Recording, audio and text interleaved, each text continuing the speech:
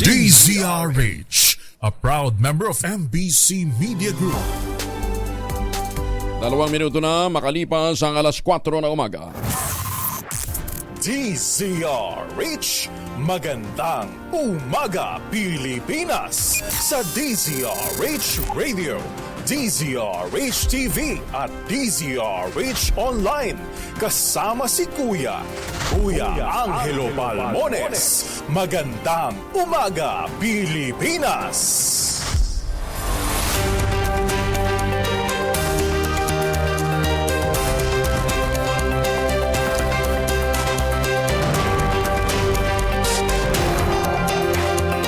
Oy, Biyernes ngayon. Alam, pasok ang karamihan, long weekend ha. Holiday ngayon dahil nilipat po yung Ninoy Aquino Day. Tapos Lunes din, holiday ha. Haba ng bakasyon. Sana all. Kumusta na po kayo, Luzon, Visayas at Mindanao? At sa lahat po ng mga Pilipino all over the world, kumusta na po kayo ha? Hanggang mamayang alas 6 tayo sa isa pang edisyon ng Magandang Umaga Pilipinas. 23 tayo ng Agosto 2024 sa ulo ng ating mga balita. Pag-asa, todo bantay sa bagong bagyo na nasa labas pa ng Philippine Area of Responsibility. Big time oil price rollback nakaamba sa susunod na linggo. Sana nga. Kapatid ni Alice Guo at kasabuat nito sa Pogo, Timbog sa Indonesia na ibalik na ng Pilipinas. Dating Pangulong Digong isinasangkot naman sa pagpatay ng 3 Chinese drug lords noong 2016. Kampo ni Digong pumalag. Attorney Harry Roque na cite in contempt ng House Quad Committee. Kalaboso sa Kamara ng 24 oras. 21 anyos na shoplifter na aresto naman sa isang mall sa Maynila. Bagong balita, bagong impormasyon. Kasama si Kuya Angelo Palmones. Magandang umaga, Pilipinas! Kasama natin ang buong radyo natin FM nationwide, ang ating action radio station sa Luzon, Visayas at Mindanao. 91.7 FM radio sa Cebu at 94.3 FM sa Jensan. May nanalo na! May nakadali na ng 6,000 piso sa ating mahiwagang tunog. Detalye ng ating mga balita. Isang tropical storm na nasa labas pa ng Philippine Area of Responsibility ang binabantayan ngayon ng Pag-asa. Huling namataan ang tropical storm na may international name na Shanshan. Sa layong 2,085 kilometro silangan ng Central Luzon, nasa labas pa ito ng Philippine Area of Responsibility. May lakas ang hangin, ang bagyo may lakas na hangin, umaabot ng 85 kilometers bawat oras. Malapit sa gitna at pagbugsong umaabot ng 100 kilometro bawat oras. Ayon sa Pag-asa, hindi inaasahang papasok ng bansa ang tropical storm, Shanshan, pero palalakasin naman ito ang habagat. Samantala, patuloy na makakaapekto ang easterly sa silangang bahagi ng bansa. Asahan din ang manakanakang mga pag-ulan sa Metro Manila at nalalabing bahagi ng Pilipinas dahil sa localized thunderstorms. Sa kabuuan, generally fair naman ang iiral na panahon sa malaking bahagi ng bansa. Hot weather sa umaga hanggang tanghali at maaaring bumuhos naman ng ulan dakong hapon o gabi. May nakaumang na halos 2 pisong rollback sa presyo ng mga produktong petrolyo sa susunod na linggo.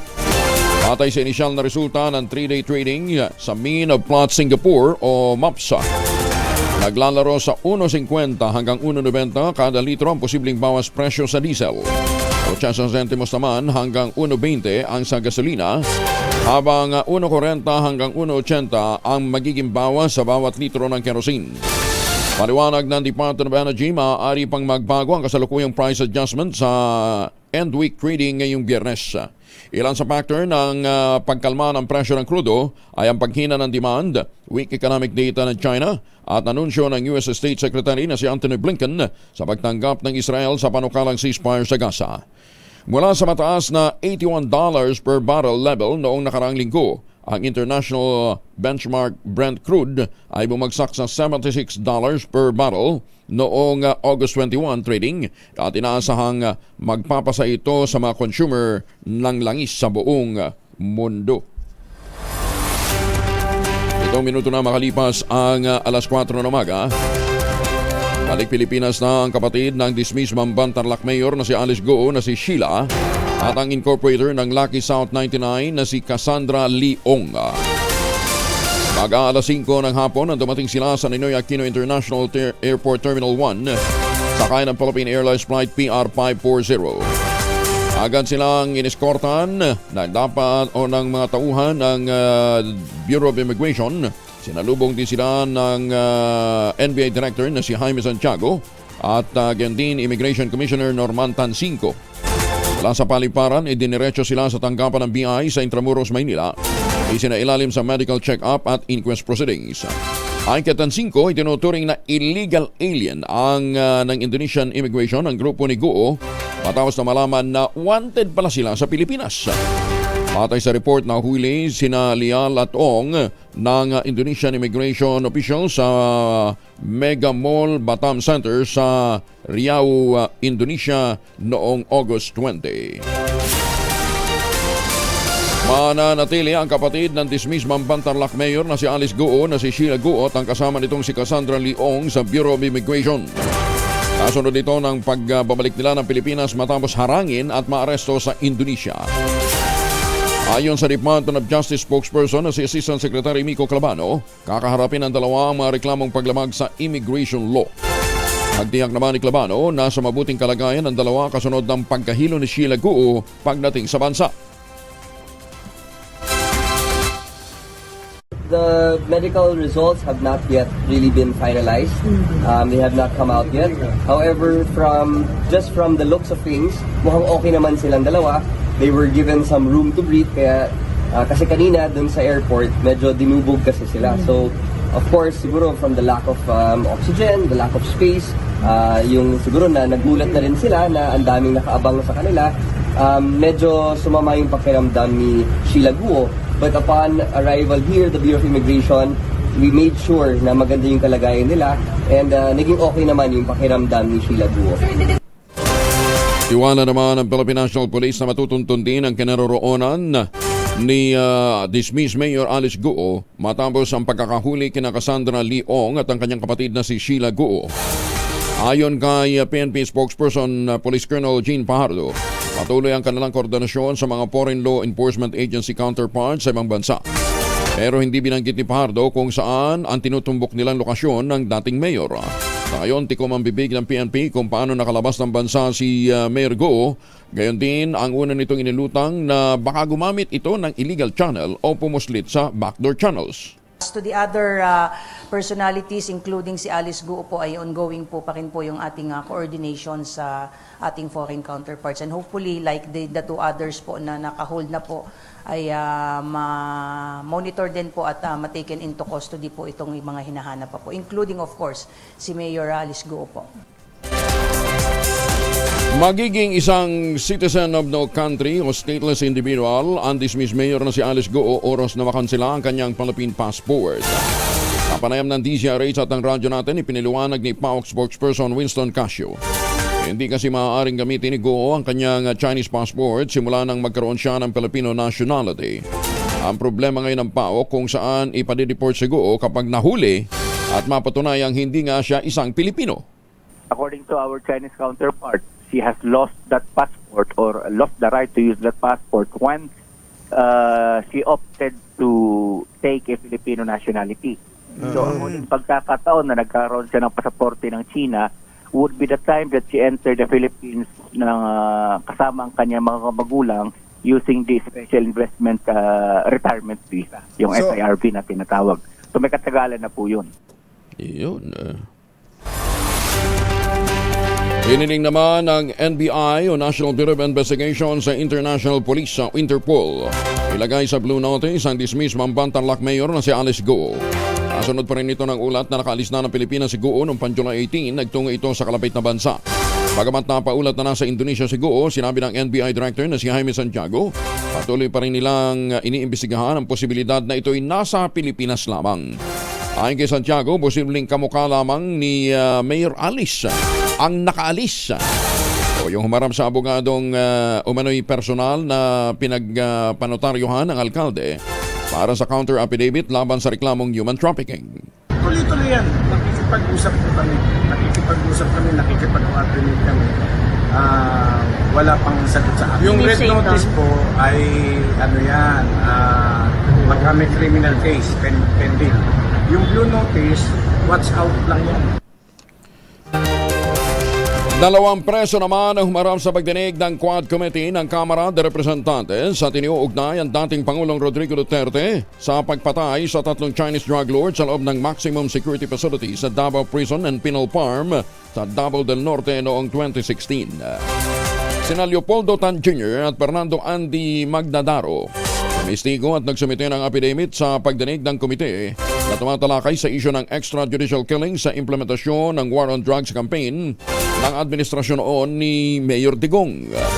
Ayon sa dalawa, si dating Pangulong Duterte umano ang nag-utos upang patayin si Chu Kintong alias Tony Lim, Lee Lanyan alias Jackson Lee at Wong Mengpin alias Wang Mingping.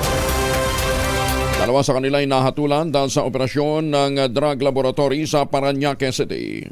Sa kanilang sinumpaang salaysay, idinatalye ni Tan at Magdadaro kung paano sila kinontak ng mga opisyal ng pulisya at inatasang pumatay sa 3 Chinese kapalit ng pera.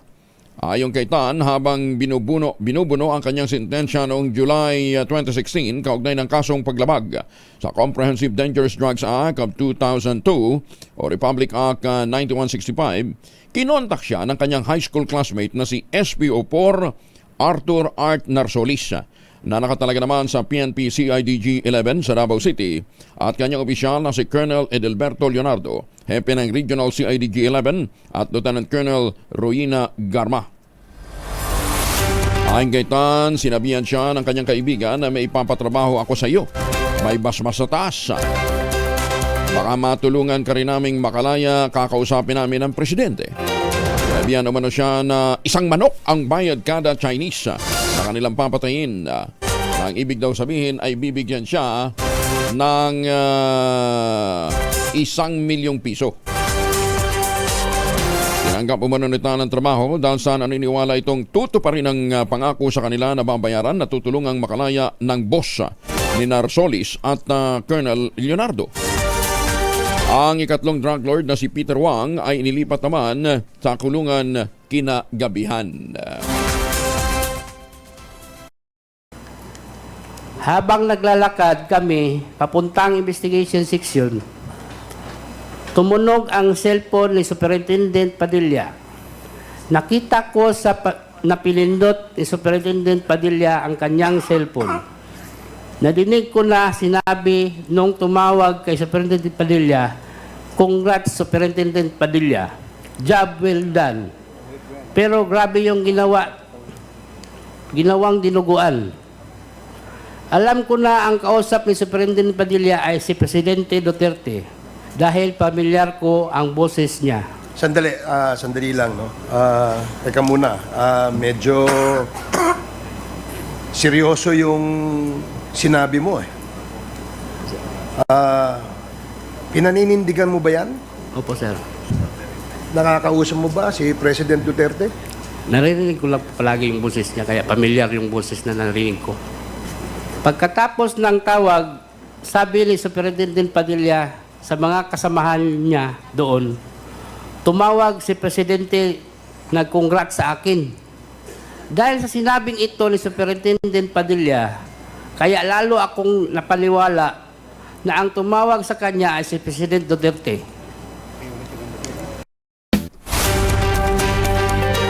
Problema, tatayo ba sa trial sa korte ang mga yan?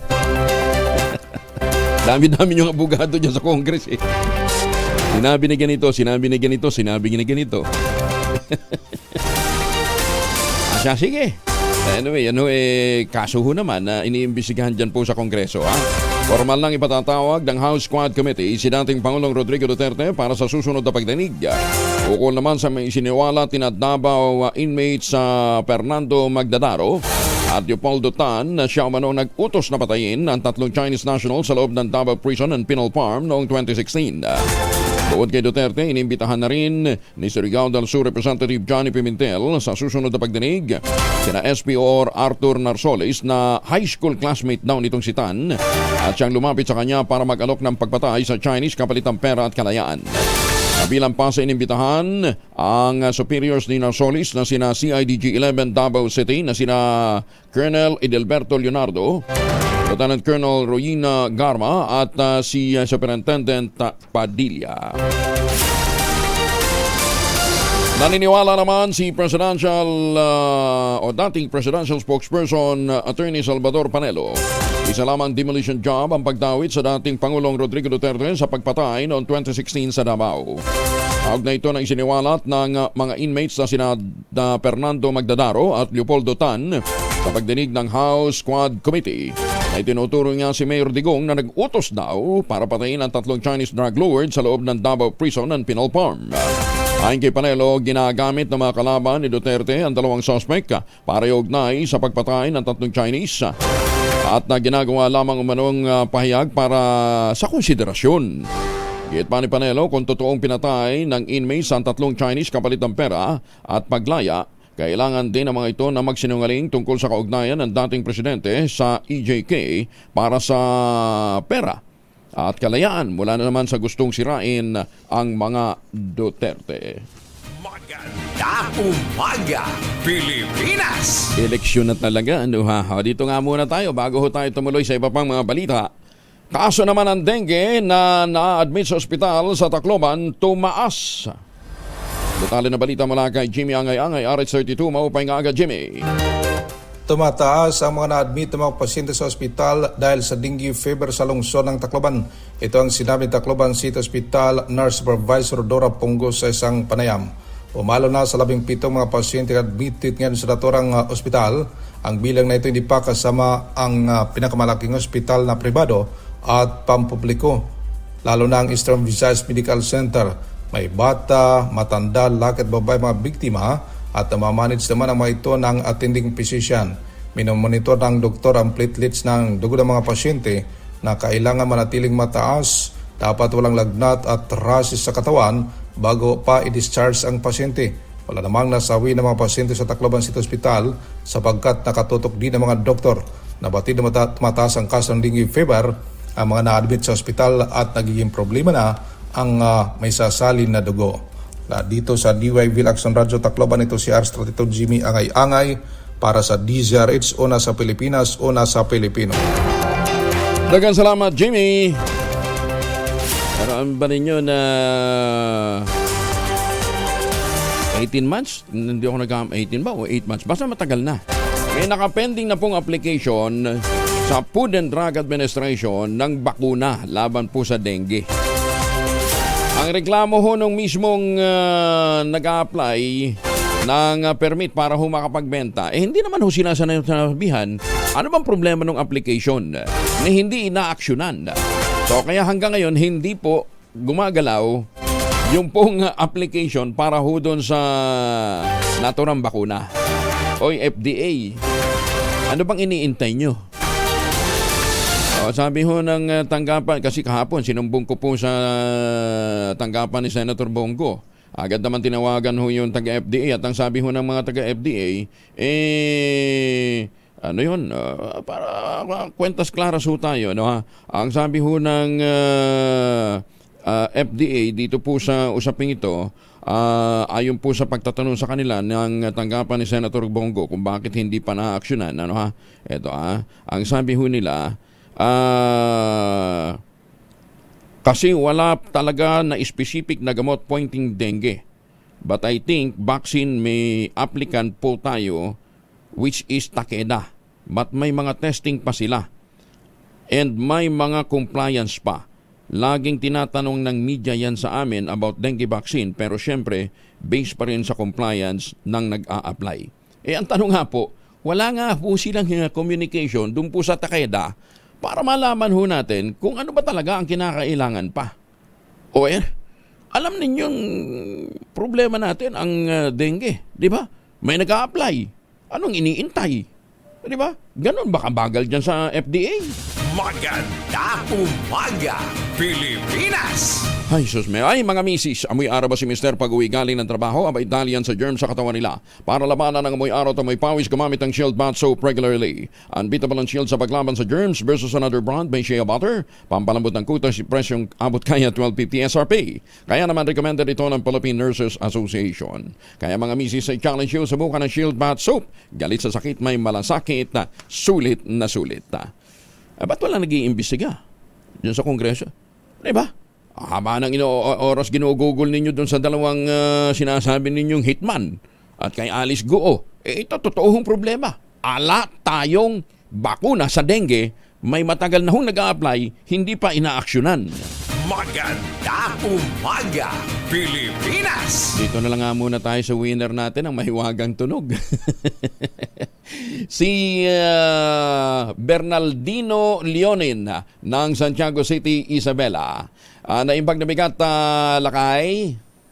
Naimbag na bigat, Mr. Angelo. Kumusta ho kayo?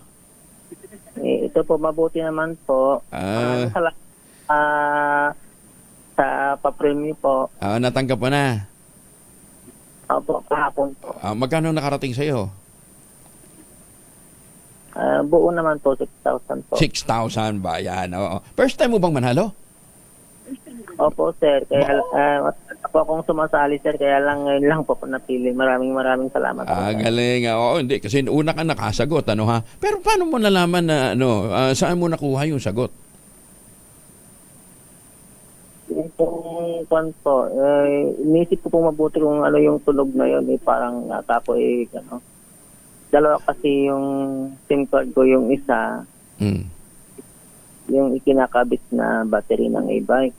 Okay. Tapos yung isa po, yung top pack po. Ang tamang sagot ay ikinakabit na baterya sa e-bike.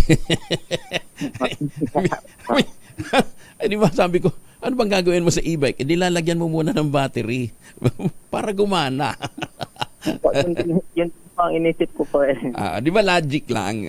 Parang yung unang sagot natin, di ba? Ano bang gagawin mo sa bisikleta natin, di ba? Lalagyan mo ng gulong.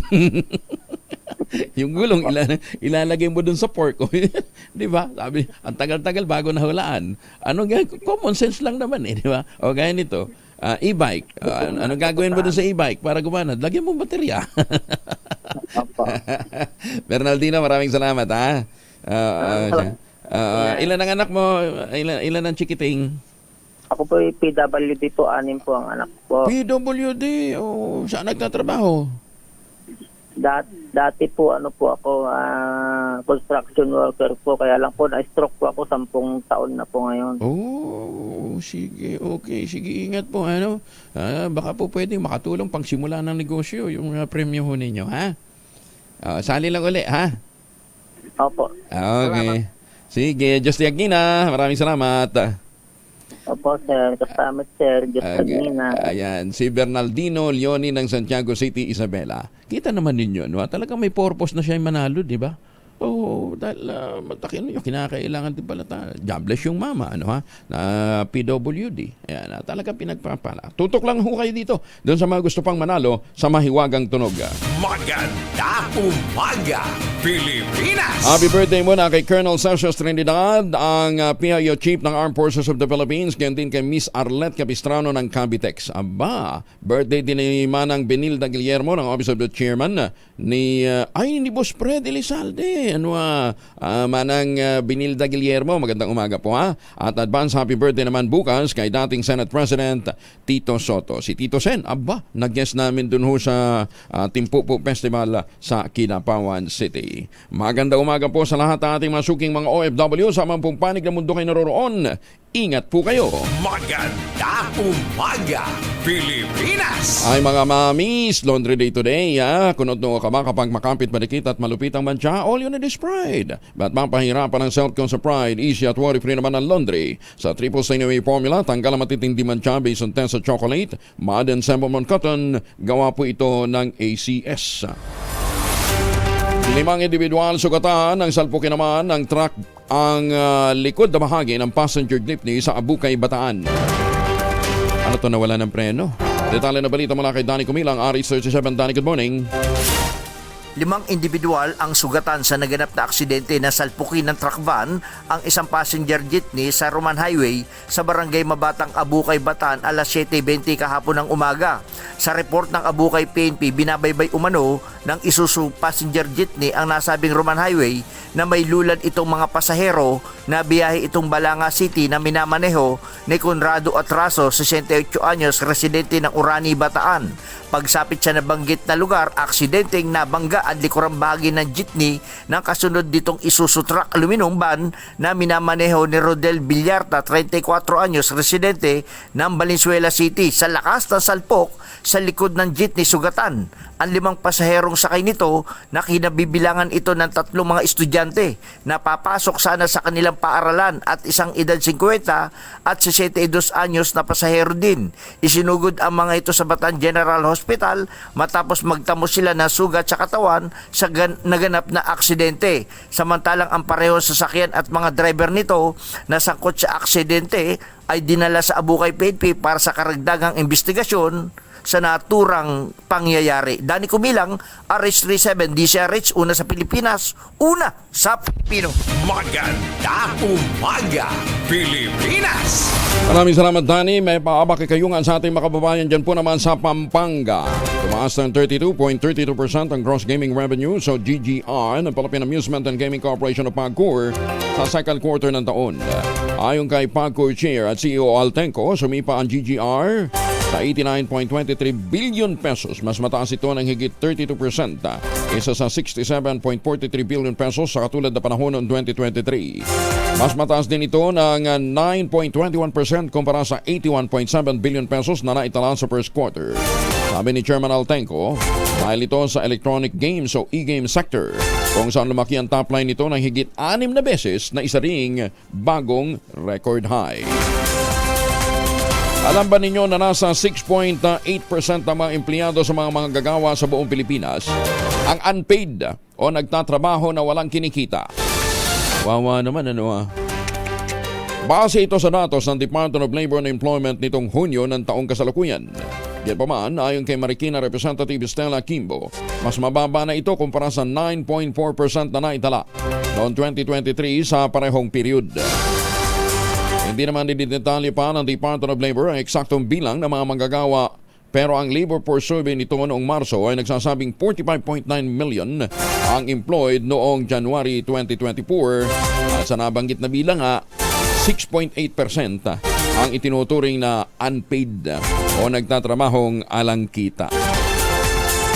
Awa naman, pumapasok sila pagkatapos hindi simusweldo.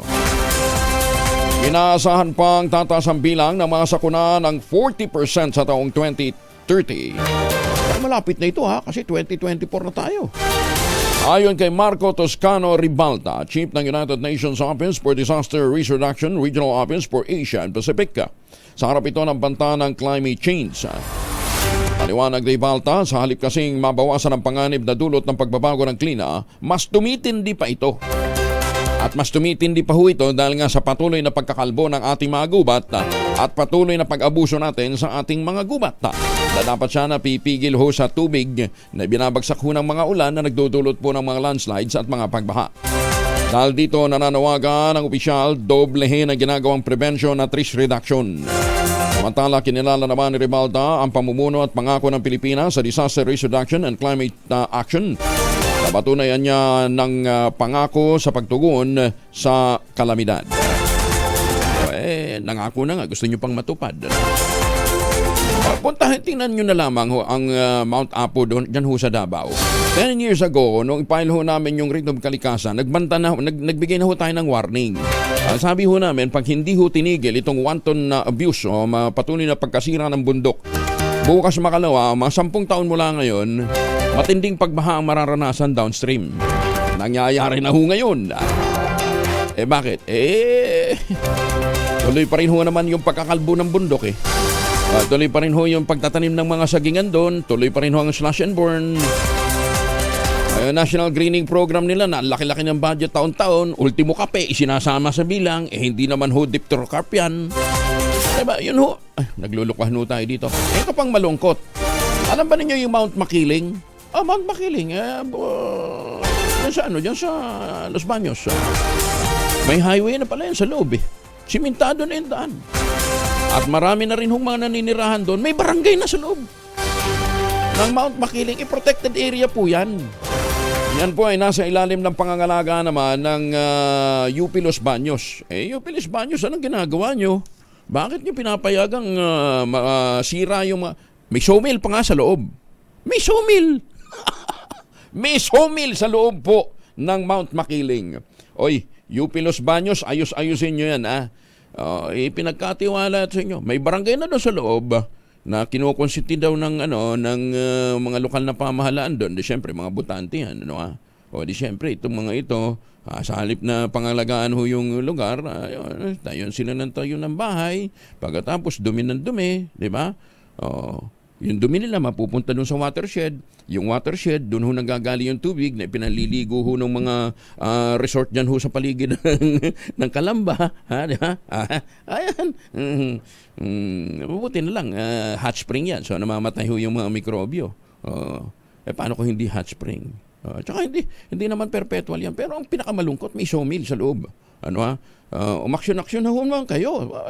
Pakipulis naman ho yung area nyo. Nang sa gayon, mapangalagaan po natin yung Mount Makiling. Maganda umaga, Pilipinas! Shabu na nagkakahalaga ng 112 million pesos natagpuan ng mga mangingisda sa karagatan ng Bulinaw, Pangasinan. Detalye na balita mula kay Freddy Pajardo, RH38. Masantos siya kabasan at Chikiamin sa ating mga kababayan dyan sa Pangasinan. Freddy?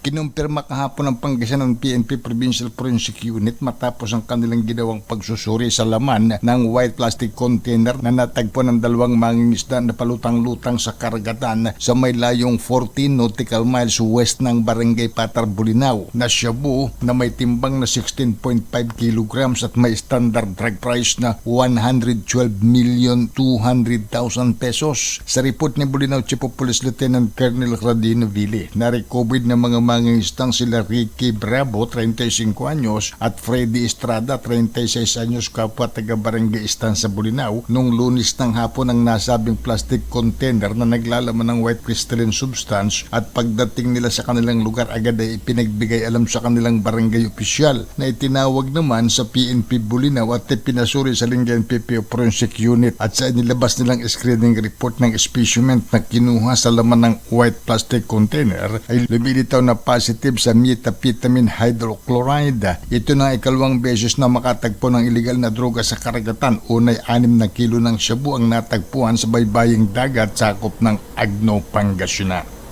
Ito si Freddy Pajardo, RH38, tag-uulat para sa DCRH, una sa Pilipinas, una sa Pilipino. Maraming salamat, Freddy.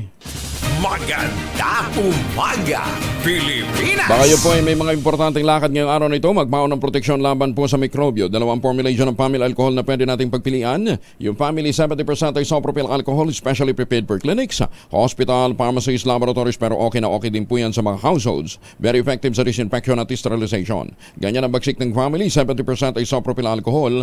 Maghapon man natin gamitin, no problem. Hindi po manunuyo ang ating mga kamay dahil meron po itong moisturizer. Yun namang mabangong family rubbing compound improvement cologne. Ayan po yung mabangong isopropyl alcohol na ginagamit ang mga masahista, mga barbero, mga doktor, mga nurse, mga komadrona for sponge bathing and other cleansing purposes. Family rubbing alcohol parang DCRH, buk na sa mahabang panahon. Mabibili sa naman butik at convenience stores nationwide. Family rubbing alcohol, hindi lang pampamilya, pang sports pa. Maganda umaga, Pilipinas! Abra Vice Governor Joy Bernos naniniwala na may bahid politika ang pagsuspende sa kanya ng 18 buwan ng Malacanang. Detalye na balita mula kay Romy Gonzalez sa RH41 na imbag na bigat, Romy. Naniniwala sa Abra Vice Governor Joy Bernos na may bahid politika ang ipinataw na 18 buwang suspensyon ng Malacanang sa pamagitan ng Executive Secretary at linagdaan ni Deputy Executive Secretary for Legal Affairs, Attorney Annalisa Lugan, at naisilbi noong araw ng Martes, August 20, 2024. Malinaw itong anya na gustong sirain ang kanyang pagkatao at kakayahan na manilbihan sa lalawigan ng Abra. Batay sa order, napatunayang liable si Governor Maria Jocelyn Bernos ng oppression and abuse of authority, conduct and becoming of a public official, at pinatawan ng suspension ng 18 buwan. May kaugnay nito sa reklamo noong December 2020 ni Dr. Voltaire Ciares, Medical Director ng Dr. Petronilo Ciares Senior Memorial Hospital dahil sa pinalabas na lockdown order noon ni Governor Valera sa naturang pagamutan at pagsasailalim sa Extreme Enhanced Community Quarantine sa Barangay Poblacion sa La Paz, Abra habang kasagsagan ng COVID-19 pandemic. Gamay kinatwiran ni Vice Governor Bernos na walang saysay ang suspension order sapagkat nung ipinila ang reklamo laban sa kanya at iba pang public officials sa Office of the Ombudsman ay siya ay governor ng lalawigan ng Abra at ang tanging hangad niya ay matiyak ang kaligtasan ng lahat ng Abreño sa banta ng COVID-19 at kailanman ay hindi niya pinuntirya ang ospital, datapat ay kailangan ng agarang aksyon para masupil ang pagkalat ng virus sa panahon na hindi pa ito makontrol at wala pang bakuna. Noong May 4, 2022, dinismiss ng Office of the Ombudsman ang reklamo at sinabi na ang kanya naging aksyon ay naayon sa tungkulin ng isang public servant. Kaugnay nito, magsasampa ng motion for certiorari sa hukuman ang legal team ni Bernos bilang legal na hakbang sa ipinataw sa kanyang suspension. Ito si RH41 Romy Gonzalez para sa DZRH. Una sa Pilipinas, una sa Pilipino. Maraming salamat, Romy. Justin Gina. Pinaparesto na ng NCR Regional Trial Court si Daraga Albay Mayor Carwin Gobaldo nalaman sa kasong 2 counts of murder. Kaugnay ito ng pagpatay kina dating Ako Bicol Representative Rodel Batocabe at ang kasamahan nitong si Master Sergeant Orlando Diaz noong 2018 sa Daraga Albay. Wala ng piyansa ang inirekomenda sa naturang kaso. Sa ngayon, tinutugis pa si Baldo matapos na hindi matagpuan sa kanyang tahanan ng puntahan ng otoridad para isilbi sana ang arrest warrant. Pantakin ho ninyo, no? Ang tagal-tagal na hunong kaso, 2018 pa. Kaso talagang pagka meron kang pera, ano ha? Kayang-kaya mong paikutan yan, ha? Samantala, 39 na makalipas ang alas 4, Mayor Alice Goo susunod na ring maaresto ayon naman sa mga senador. Detalye na balita mula kay Raymond Edpa sa RH28. Raymond, good morning. Hindi na rin magtatagal at maaresto si dating Mayor Alice Goo. Ito ang deklarasyon ng mga senador matapos maaresto sa Indonesia ang kanyang kapatid na si Sheila Goo at kasamang si Cassandra Leong. Ayon kay Senate President Francis Chis Escudero, tiyak na magdodoble kayod ngayon ang Bureau of Immigration upang mahanap ito. Paraan nila ito upang makabawi matapos malagay sa kahihiyan nang sila ay nalusutan ng isang may warrant of arrest. Tiwala din si Senador Sherwin Gatchalian na oras na lang ang hinihintay upang maaresto si Alice Goo o Go Huaping. Hindi ito kailanman makatatakas sa mahabang kamay ng batas upang pagdusahan ang mga krimen na kanyang ginawa. Sabi ni Gatchalian, hudyat na para makamit ang katarungan ang pagkaaresto ni na Sheila Goo at Cassandra Leong sa Indonesia.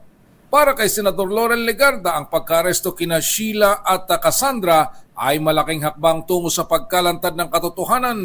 Naniniwala dito na mahanap din si Alice Goo alias Go Huaping upang sagutin ang mga seryosong akusasyon laban sa kanya na pagkakasangkot sa mga illegal activities. Ito si RH28 Raymond Adpaas para sa DZRH. Una sa Pilipinas, una sa Pilipinas. Maganda umaga, Pilipinas! Maraming salamat, Raymond. 4:41 ang oras sa buong kapuluan. Anytime po pwede ho tayong mag-take ng ultabayo, ha? Pero rekomendado ho ng mga doktor at mga dalubhasa, kinakailangan siguro mas maganda mga 2 kapsula bago ho tayo matulog para ma-achieve natin ang magandang benefits po nito. Ano nga bang ultabayo? Ultabayo po ay postbiotic with Lactococcus lactis strain plasma. Ito po ay dumaan sa malalim na matagal ang clinical trial, ha? Hindi po kwentong kutsero, kundi isang mahabang clinical trial. Ang bawat kapsula ng ultabayo ay nagtataglay ng 50 billion cells ng Lactococcus lactis strain plasma. Again, hindi po yan kwentong kutsero, ha? Dumaan po yan sa mahabang clinical trial. Kaya pala, pagpasok po ng postbiotic o ng ultabayo sa ating katawan, ina-activate po nito yung commander ng ating immune system, yung plasmacytoid dendritic cell. At dahil nga po sa na-activate yung immune system natin, yung commander ng ating immune system, na itataboy ang mga toksin sa ating katawan at nakatutulong ito para magkaroon tayo ng magandang tulog. Pag magandang tulog, magandang gising, magandang mood mo sa kinabukasan, may panibagong sigla ka para harapin ang panibagong bukas. Ang Ultamayo po ay available sa iba't ibang mga pagamutan, Mercury Drug, Amesco Drug, Pasmed Pharmacy, John's Pharmacy at Curabed. Yan po yung mga nangungunang butika na available po ang Ultamayo o ang postbiotic na Ultamayo.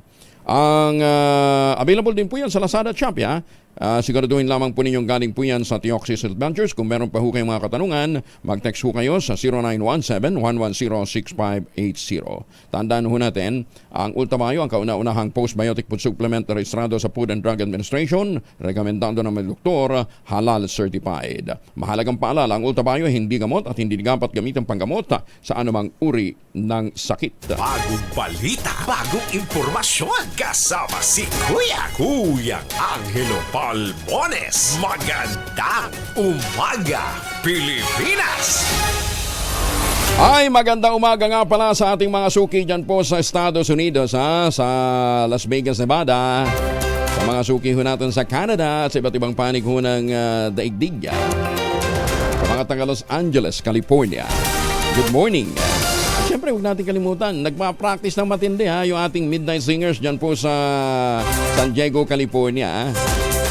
Nangungunahan ang kanilang lead singer, the Debonair, Junyambao of Cavite. Si Ma'am Lois, si Sir Manny, at saka si Doña Cora. Umapa yan si Sir Art na. Ano bang sikreto dyan, Ma'am Linda? Jetta? Magandang umaga po sa ating mga kababayan, lalong-lalo na po yung mga OFW natin na talagang masipag, nagpupunyagi na makapagpadala ng dolyar sa Pilipinas. Kaya matatag po ang ating dollar reserves. Ayan, magandang umaga po sa inyo. Pero pagka uuwi ho kayo ng Pilipinas, wag na ho kayong bumili ng imported at tsokolate. Tangkilikin po natin ang produkto ng mga magnaniyog, ng mga magsasaka dyan po sa lalawigan ng Quezon, ang Tangerine Chocolate. Ang Tangerine Chocolate po ay produkto ng mga magnaniyog at mga magsasaka dyan po sa lalawigan ng Quezon. Sa tulong po ni Dr. Helen Tan, yung pong mga planting material ng kakao galing Davao, itinanim po sa ilalim ng mga nyugan. Kaya ngayon, nagpuproduce po sila ng mga dekalidad na kakao beans at yan po ang pinoprocess para maging Tangerine Chocolate. Available sa 0919-095-5935. Sabi nga po ni Dr. Helen Tan, sino bang magmamalasakit sa Pilipino kundi ang kapwa Pilipino? May mahigit 10 variants yung Tangerine Chocolate. I-check po ninyo sa tangerinechocolate.ph. Ang raw material na ginamit dyan ay galing din po sa ani ng mga magsasaka. Kaya tangkilikin po natin ang gawang atin. Dahil sa bawat pagtangkilik po natin ng Tangerine Chocolate, pinalalakas natin ang loob ng ating mga magsasaka, pinalalakas natin ang ating ekonomiya. Sabi nga po ni Dr. Helen Tan, ang Tangerine Chocolate ay gawang lokal, but taste and looks global. Magandang umaga, Pilipinas! 45 na makalipas ang alas 4 na umaga, ay magandang umaga po sa mga taga Quezon City, lalong-lalo na dun sa distrito ni Congressman Franz Pumaren, thank you ho doon sa inyong feedback, may bago pala siya, bukod pala doon sa 50 million worth na multipurpose building na hanggang ngayon poste pa lang ho nakatayo. Sampul lang ito'y simula noong 2022. Tagal pala magtayo ng poste, Matakin nyo, 2022, 2024 na ho ngayon, poste pa lang nakatayo. Meron pang isang project. Ito naman, parang daw yan, parang sa eskwelahan yata yan, o pinagmalaki pa niya, hindi niya maitatangki ito, yan pa rin ho nakatayo, 2022 pa rin ho yan, 50 million din ho ang budget niyan, nagmistulang swimming pool. Madamong swimming pool nga lang. Ayan, Congressman Franz Pumaren, ano bang nangyari ho dito? May speaker. Siguro, lumayo-layo kayo dito. Di ba? Kung ganito ho lahat ng project na gagawin ho dyan sa Quezon City, kawawa naman mga Tagulong Sur Quezon. 50 million yan. Tapos isa 50 million din. Wala namang nagagastos pang pera ng bayan dyan. Wala na. Saan ang galing yung pinampatayo dyan? Ayan ano yan? Ginawa ng kontraktor ng bakit? Ano bang nangyari dito? Naubos ang pera? Proyekto nyo ito 2 taon na nakalilipas, ganun pala katagal magtayo ng building dyan po sa Quezon City. Basta proyekto po ni Congressman Franz Pumaren. Tapos ngayon ito mangunguna pa daw sa mga flood control project dyan po sa Quezon City. Mayor Joy, baka hukay, pahamak hukay nito. Magandang umaga, Pilipinas! Arangkada na ang pagbabakuna ng African Swine Fever o ASF vaccine sa Lubok, Batangas sa September 2, 5 at 6 ngayong taon. Ayon kay Assistant Secretary for Agriculture at spokesperson ng DA na si Arnel de Mesa, nagsimula na ang formal na proseso ng pagbabakuna at kailangang matiyak na handa ang mga hog farms at mga may-ari nito. Bilang paghahanda, nakapagsagawa na niya ng orientation sa Lubok na dinaluhan ng 160 hog raisers at susunod na mga hakbang ay ang pagsusuri ng mga baboy kung magne-negatibo ang mga ito sa ASF. Samantala bukod sa Lubok, kasama din sa babakunahan ay mga baboy sa Kalatagan dahil ito ang unang munisipalidad na nagdeklara ng state of calamity, bunsod naman ng ASF. Magandang umaga, Pilipinas! Sana nga po hindi pa huli yan. Dahil kami ho sa Mindanao talagang umaaray ng matagal. Dahil po dito sa problema natin sa ASF. Shooting incident naman sa Cotabato City, 2 patay, 1 menor de edad ang nawawala. Detalye ng balita mula kay Jun Di Makutak, RS19. Assalamualaikum, Jun. Alaikumussalam ko yung Angel. May panibagong pamamaril patay sa Cotabato City kung saan 2 ang naitalang patay at 1 sugatan. Naitala ang insidente sa Manday, Barangay Mother Bagwa, Cotabato City kung saan umatake ang mga salarin sakay na isang motorsiklo at target ang isang Jonas Tampla na nagtamo ng 6 na tama ng bala sa iba't ibang bahagi ng kanyang katawan dahilan ng agaran nitong kamatayan. Dead on the spot din ang nadamay na isang Rhinon S-gun matapos tamaan ng stray bullet. Nadamay din sa tama ng ligaw na bala ang isa pang bystander na isang minor de edad na kinilalang si Saina Tanghayan na agarang nadala sa ospital. Sa ulat mula kay Police Station Chief of Police Captain Malikdem, sa kanilang pagresponde sa pinangyarihan, nakita ang 15 basyo mula sa caliber 45 pistol. Anya, mukhang inubos ang isang magazine ng caliber 45 pistol na ito sa biktima, saka mabilis sa tumakas sa mga salarin. Sa ngayon, nagpapatuloy ang investigasyon at nangangalap ng itong Papa 4 investigators ng mga karagdagang impormasyon at kung may mga kuha ba ng CCTV cam malapit sa pinangyarihan. Mula sa Cotabato City, RH19, Jun Di Makutak, nag-uulat sa DZRH, una sa Pilipinas, una sa Pilipino. Sa Fran John, maraming salamat. 49 na makalipas ang alas 4 ng umaga, na-cite in contempt si dating presidential spokesperson Harry Roque sa pagdinig ng Quad Committee ng Kamara de Representantes kaugnay ng pagsisinungaling umano nito dahilan ng kanyang hindi pagdalo sa pagdinig noong August 16 sa Bacolor, Pampanga. Bilang parusa, pinag-utos ng Quad Committee na binubuo ng Committees on Dangerous Drugs, Public Order and Safety, Human Rights at Public Accounts na makulong si Roque ng 24 oras sa detention center ng Kamara de Representantes. Sumulat si Roque kay Surigao del Norte 2nd District Representative Robert H. Marvers, ang overall chair ng Quad Committee, at sinabi nito na hindi siya makakadalo sa pagdinig noong August 16 dahil siya ay haharap sa pagdinig ng Manila Regional Trial Court o RTC. Pero sinabi ni Kabayan Party List Representative Ron Salo na nakakuha ito ng sertifikasyon mula sa Manila RTC. Walang nakaschedule na hearing si Roque noong August 16 at ang pagdinig umano ay noon pang August 15. Ayon kay Salo, malinaw na nagsinungaling si Roque dahil naghain ito ng motion na i-cite in contempt si Roque alinsunod sa Section 11E ng House Rules of Procedures Governing Inquiries in Aid of Legislation. Sinabi ni Men Roque na nagkaroon ng honest mistake. Paliwanag ni Roque, inakala nito na Huwebes ang August 16 gaya ng mga naunang pagdinig. Akala rin umano niya na gaya noon ay walang pagdinig kapag Biyernes. Humingi naman ang paumanhin si Roque at pero sinabi pa rin ni Antipolo City 2nd District Representative Romeo Acop, ang vice chair ng 4 na komite. Si Roque ay dapat pa rin managot sa kanyang pagkakamali. Kinilala naman ni Roque ang kanyang pagkakamali at handa umanong tanggapin ang naging desisyon sa kanya ng komite. Nakasuhan ng Presidential Anti-Organized Crime Commission si Attorney Harry Roque ng qualified trafficking in person. Kinumpirma naman ito sa DZRH at radyo natin ni Dr. Winston Casio, tagapagsalita ng Presidential Anti-Organized Crime Commission. Ayon kay Casio, nagugat ang kaso ni Roque sa kanyang pag-abogado sa real estate company na Whirlwind Corporation na siyang kinatatayuan ng illegal na Pogo Hub sa Poro, Pampanga na Lucky South 99. Kaya rin meron din pong immigration lookout bulletin order si Ginoong Harry Roque sapagkat isa din po siya sa mga persons of interest na pinag-iisipan at posibleng kasuhan namin base sa mga ebidensyang hawak namin. So, ang original naming intent was one after the other, kasuhan namin yung mga persons of interest namin doon sa Lucky South 99 o yung Porac Pogo Hub.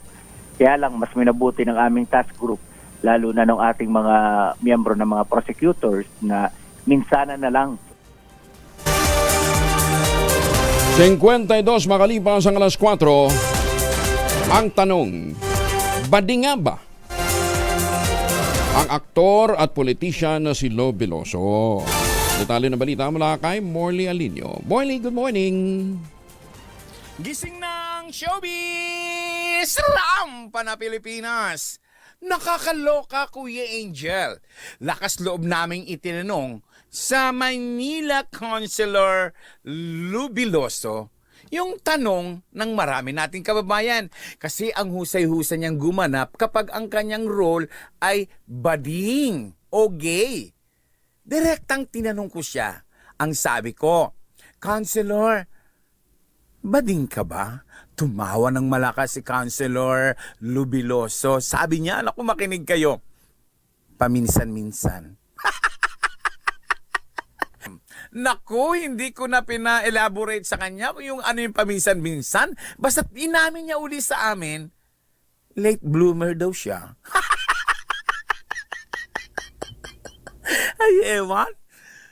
Late bloomer kasi sabi niya, sa edad niyang 72, ngayon lang niya tinatanggal yung mga bisyo niya, yung mga pagimik-gimik niya, tsaka ngayon lang niya nai-enjoy ang kanyang buhay. Eh, eto pa, ewan ko ba talaga? Duda talaga ako. Eh, paano? Walang anak si Councilor Lo Veloso. Natutoong kanya. Meron siya adopted child. At wala rin siyang asawa. Ay, ewan. Kay bading o hindi, ang importante, napakabuting tao ni Councilor Lo Veloso. Isang mahusay na aktor at higit sa lahat, may paninindigan sa kanyang mga ipinaglalaban. Yan ang ating DZRH Showbizates News. Ito po ang inyong RH47, Morley Alinio. Tuloy-tuloy sa pagbabalita, tuloy-tuloy sa serbisyo. Sama-sama tayo, Pilipino! Maganda umaga, Pilipinas! Maraming salamat, Mama Morley. Isinusulong naman ni Deputy Speaker at Las Piñas City Law District Representative Camille Villar ang pagpapalawig sa validity ng original at renewed certificates of registration ng mga sasakyan. Naniniwala ang kongresista na sa pamamagitan nito ay malaking matitipid sa oras, pera at resources ng car, motor owners o motorcycle owners at maging ng gobyerno. Batay kasi sa kasalukuyang sistema, ang initial registration ng motor vehicle ay 3 taon lamang. Matapos ito ay kailangan na mag-renew ng rehistro kada taon. At sa bagong motorsiklo naman ay limitado lamang sa 1 taon. Oras na may sa batas gagawing 5 taon na ang validity ng certificates of registration para sa brand new motor vehicle at na brand new motorcycle naman ay gagawin itong 3 taon. Para naman sa renewal, gagawin itong 3 taon ang validity ng rehistro ng mga sasakyan, edad 5 hanggang 7 taon. Kada 2 taon naman ang renewal ng mga sasakyang edad 8 hanggang 9 at 1 taon sa mga sasakyan edad 10 pataas. Ang renewal naman ng rehistro ng mga motorsiklong edad 3 hanggang 7 taon ay gagawin kada 2 taon at kada 1 taon sa mga motorsiklong edad 8 pataas. Kaya lang kung problema ho natin dito, maraming mga sasakyan na hindi naman maganda hong pagkakamintain. Kaya after 3 years, ang dami na hong depekto. Kung hahabaan ho natin yung panahon ho ng pagre-rehistro nila at hindi ho naman nagpapa-check up, diba? Ayaw, hanggang ngayon nga non-appearance pa rin ho yung pagpaparehistro ng iba. Ayaw ho pa-check up nung na dumadaan sa ano yun, motor vehicle MBUC. O para magkaroon ng komprehensibong pagsusuri baka diba? Ikaw, regular kang pinapaayos sa sasakyan mo, pinapa-check up mo, tapos yung kasabay mo sa lansangan, di ba? Ayaw, smoke belching test lang ang dinaanan. Pagka nagkaroon ng disgrasya, kakamutan ka lang ng ulo. Siguro dapat mapag-aralan na mabuti yan, ha? Ay, pero ho, sa mga taga Central Luzon, baka kayo po'y naghahanap ng napakagandang investment opportunities, lalong-lalo na sa mga OFW natin. Ang pinakamurang ready for occupancy unit ay nagpapatuloy dyan po sa mga proyekto ng Westchester Realty. With easiest term, 5% lamang ang down payment, 20 pang gives. At ano pang iniintay po ninyo, ito pa rin ang pangarap na magkaroon ng sariling bahay sa presyong abot kaya. Makipag-ugnayan po kayo sa 0996-501-5555 o sa 0947-434-5555 bago po inyong tripping dyan po sa Sibera Bacolor, Sibera Mabalacat, Samira at saka Sibera Prestige. Napakalapit naman po niyan sa Clark International Airport at Clark Economic Zone. Nasa loob na rin po ng township, ang munisipyo, ang simbahan, ang eskwelahan, ang palengke, at iba pang mga amenities. Kaya hindi mo na kinakailangan pang bumiyahin ng malayo para gawin ang iyong araw-araw na gawain. Ito pa rin ang pangarap na magkaroon ng sariling bahay sa presyong abot kaya. Magkipag-ugnayan na sa 0996-501-5555 at 0947-434-5555. At kung ngayon ho kayo bibili, may chance pa ho kayo manalo ng brand new car hanggang December po itong promo nila ito. Bago ng bahay mo, bago pa ang kotse mo. Maganda umaga, Pilipinas! Arestado naman ang isang 20 anyos na babae sa pagnanakaw ng mga damit sa loob ng isang mall sa Ermita, Maynila. Kinilala na Manila Police District ang suspect na si Gia Francis Libutan, residente ng barangay Santa Lucia sa Pasig City. Sa ulat ng pulisya, nahuli sa akto ng isang security guard ang suspect habang dahan-dahan ay pinupuslit ang ilang mga damit sa kanyang bag. Nang matunugan ng suspect ang guard, agad itong tumakas. Kaya lang, tumunog ang alarm sa sensor gate. Dito na siya hinabol ng mga sekyo at nakumpirmangan tinangkan itong dakawin ang mga damit sa loob ng kanyang bag. Himas rehas ngayon ang suspect na naharap sa kaukulang kaso. Ayan, gusto niya brand new. Ayaw niya kasi ng ukay-ukay. Shoplifter, ayaw. Sosi siya. Ayaw niya ng gusto niya brand new. Maganda umaga, Pilipinas! Isang minuto na lamang bago po mag-alas 5 ng umaga. This time check is brought to you by ACS Manufacturing Corporation. Reach Online, kasama si Kuya Angelo Palmones. Magandang umaga, Pilipinas! Isang minuto na makalipas ang alas 5 ng umaga, balik tayo sa mga balita. Meron ho tayong abiso sa mga motorista. Ilang kalsada sa Metro Manila magsasara muna ngayong long weekend dahil sa mga isasagawang pagkukumpuni sa mga kalsada. Ayon sa MMDA, nagsimula na ito sa ilang road repairs kahapon at magpapatuloy alas 5 ng umaga hanggang sa Martes sa August 27. Kabilang po sa mga apektadong bahagi ay ang Tandang Sora Avenue sa Quezon City, EDSA Southbound Quezon City, EDSA Northbound Quezon City, Mindanao Avenue sa Quezon City pa rin ito, Commonwealth Avenue SB sa southbound sa Quezon City, General San Miguel eastbound Quezon City, bandang EDSA Monumento southbound at Benin Street sa Caloocan City.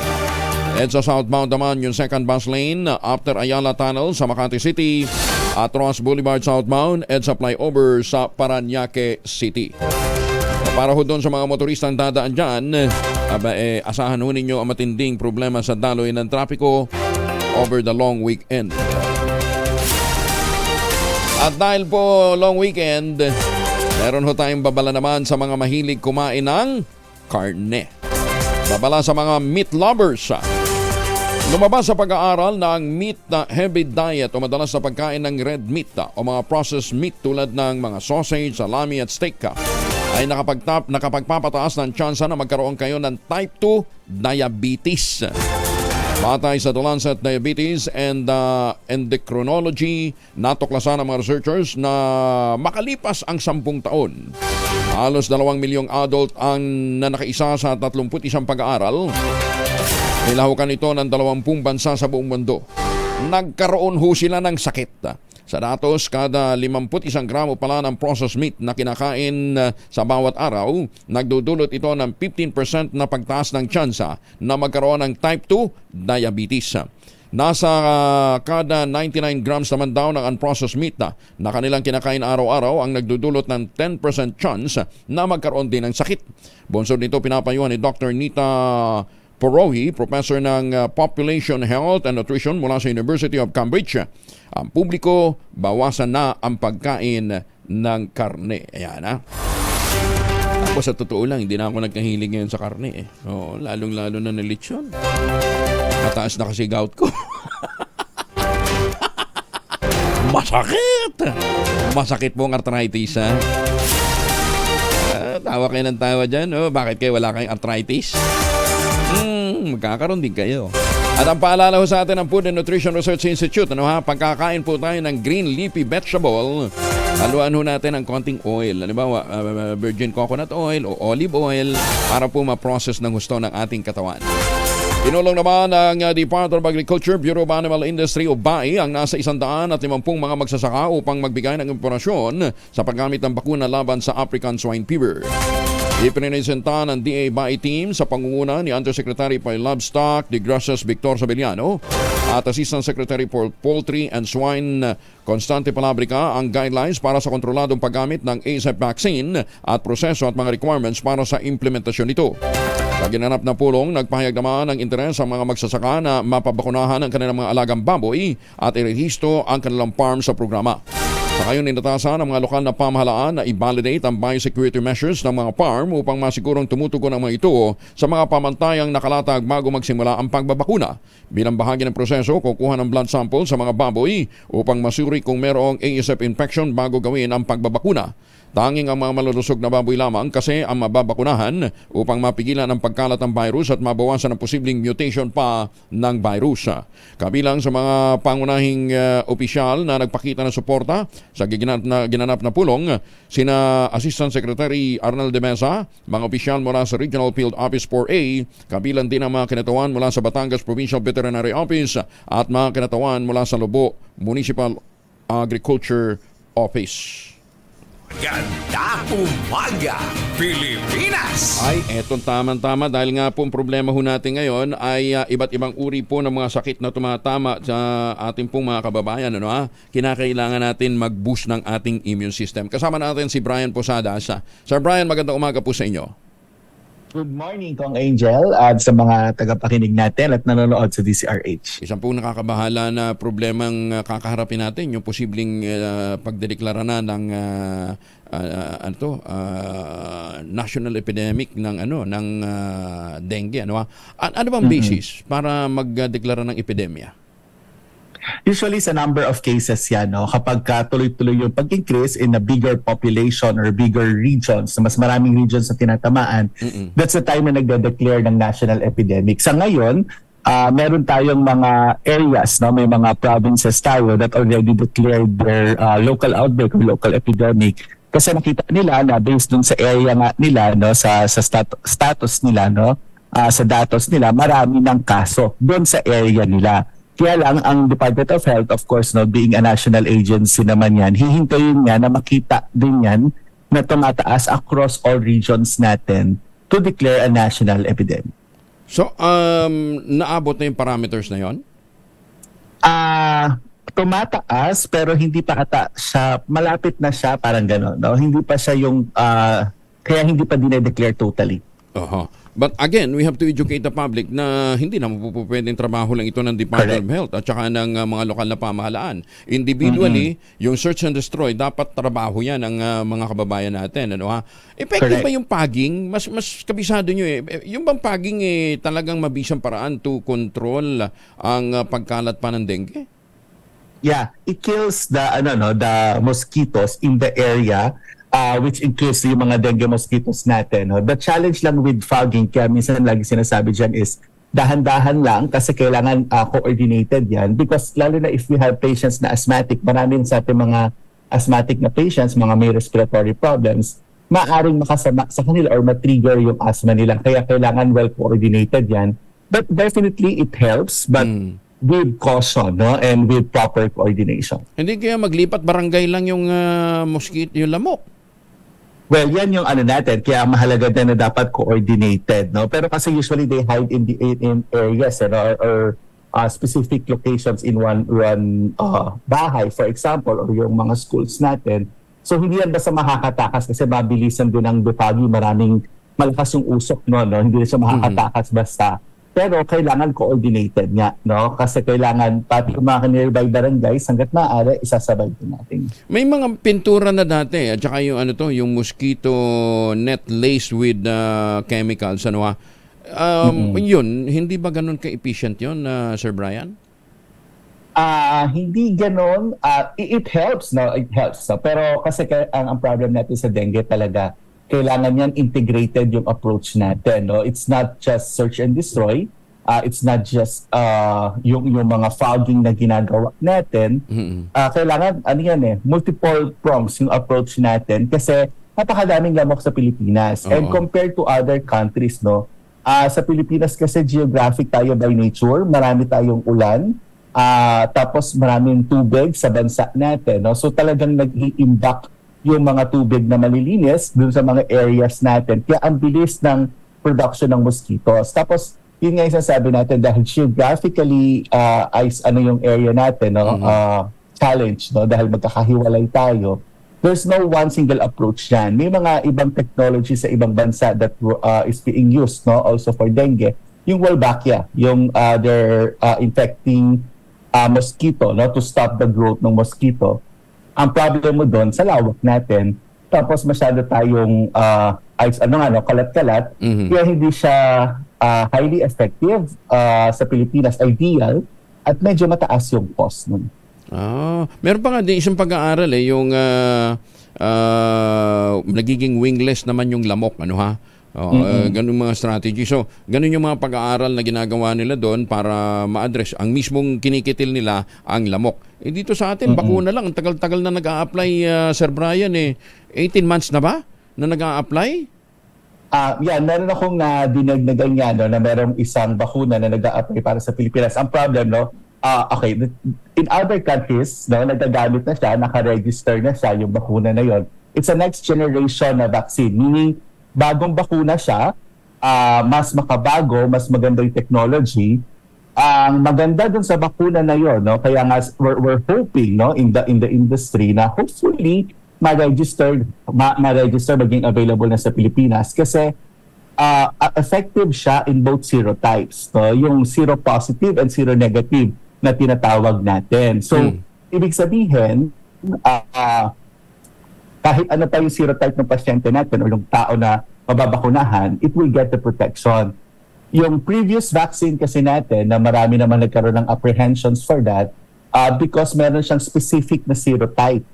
Ito, maganda sana. Kaya lang, I think it's more of yung perception ng public, no, na takot sila because they're hearing dengue vaccine again. But this one, mas mataas, maganda yung safety profile niya. So that's the reason why we hope na magawa na ng action, magkaroon ng coordination between the applicant and of course our regulator. We understand naman FDA will always be on the safe side. No? They want to ensure the safety of the Filipinos kasi mandato nila yan. But better siguro there should be some better coordination, lalo na may outbreak tayo. We really need vaccine. No? Lagi yung sinasabi ng mga doctors natin, it's not like when we register a vaccine naman, it's for general public agad or mass vaccination tayo. It can be on a private sector, no?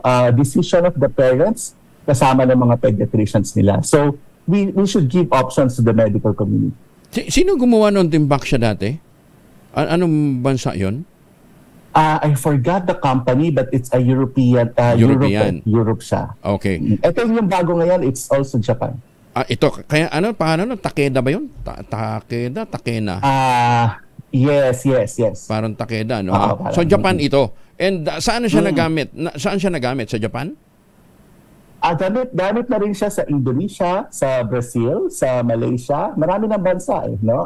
Meron din sa European country na registered at ginagamit na sila. Sa Indonesia, marami nang gumagamit, no? Sa Brazil, it's even part of their national immunization strategy, no, against, kasi marami rin ang dengue cases sa Brazil, and we've been using that, no, medyo, saka kung hindi to, ang pagkakaalala ko, no, dito sa bakuna na to, no, matagal na tong inaral matagal na talaga siya, hindi lang talaga na-register, tapos in-apply sa Philippines, I think around 16 to 18 months ago na.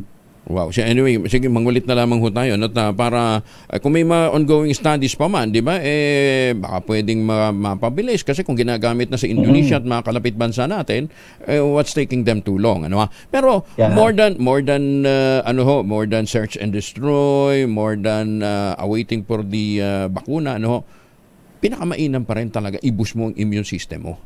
And isang sa mga paraan para ma-boost ang immune system, pagtulog nga. Ayan, kaya wag natin kalilimutan. Paano makakatulong dito ang Ultabayo, Sir Brian?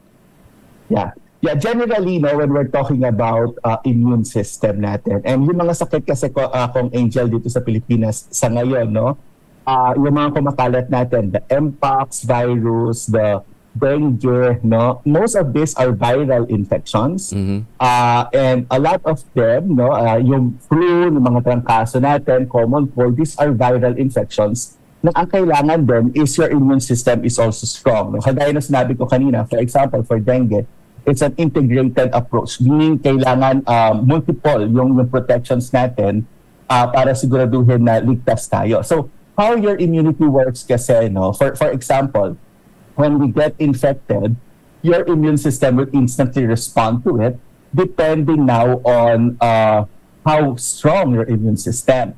So halimbawa, no, bakit we always say na mahalaga pa rin na nagpapabakuna? Because bakuna naman, very specific yung virus na ina-attack niya. But generally, your immune system can fight off your sakit, mahalaga lang na strong siya. So when you sleep kasi, no, it strengthens your immune system. It helps your immune system, kumbaga, to reset and to regrow. Parang ganun yung tinatawag natin.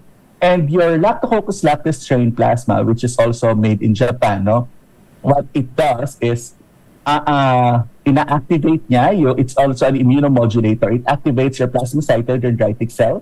And as it activates your plasmacytoid dendritic cell, na-generate or nag-activate, nagkakaroon better coordination yung 4 na immune cells natin. So yung mga common viral infections natin, easily na-address niya, except complicated cases. But there are showings na nakakatulong din siya sa mga ganong kaso. So maganda, nakaka-generate din siya ng quality sleep. Let me repeat that, no? For Lactococcus lactis strain plasma, what it does is it promotes quality good sleep. Hindi siya sleep na pag uminom ka, antokin ka. Hindi siya pampatulog, pampalalim ng tulog. So that's how it helps. So ngayon, lalo na long weekend tayo, no, mahalaga that you have strong immunity kung saan tayo pupunta.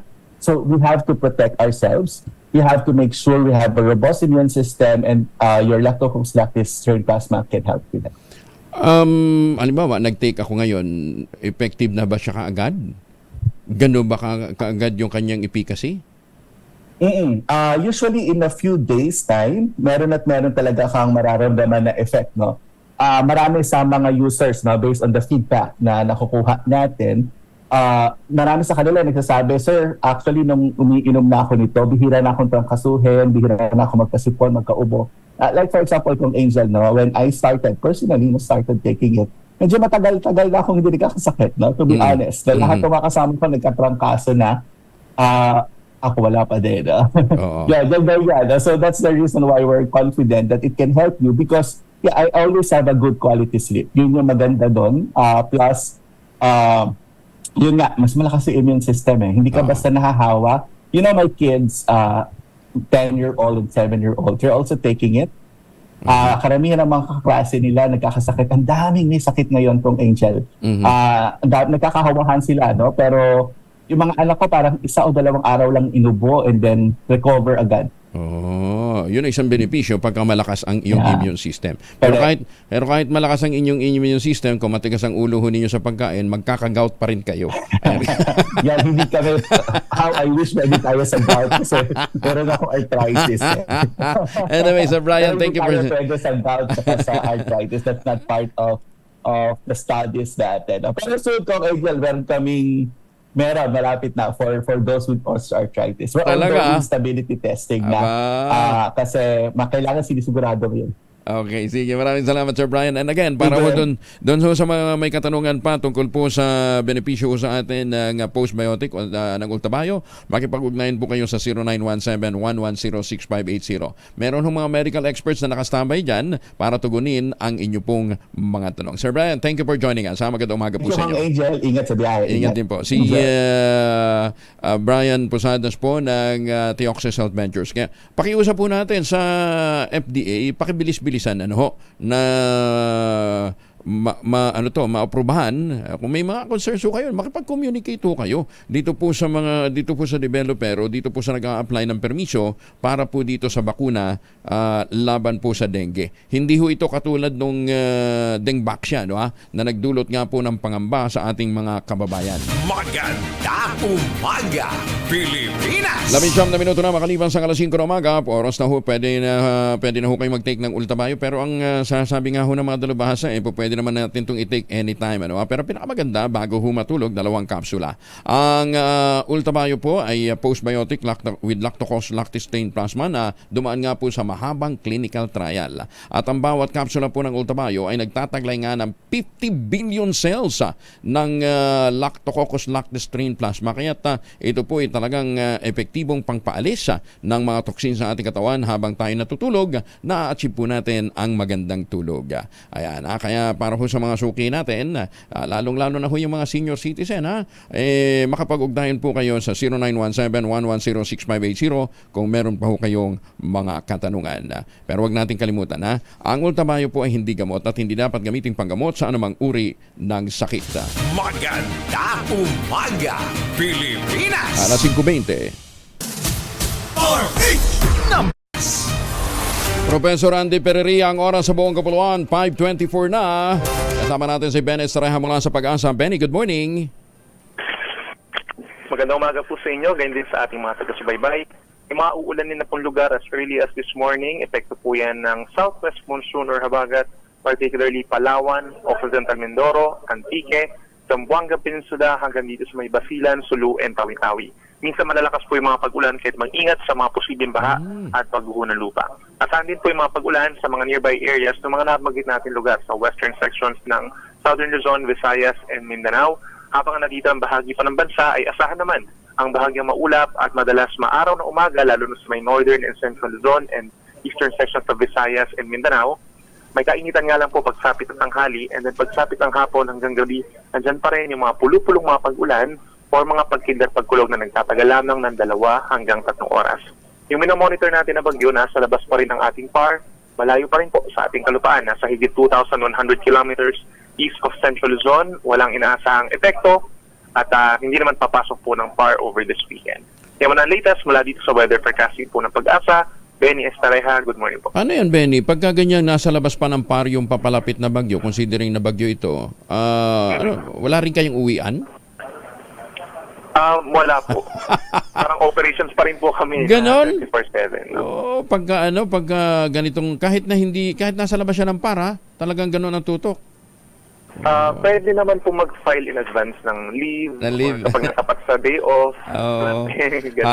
Long weekend pa naman ngayon.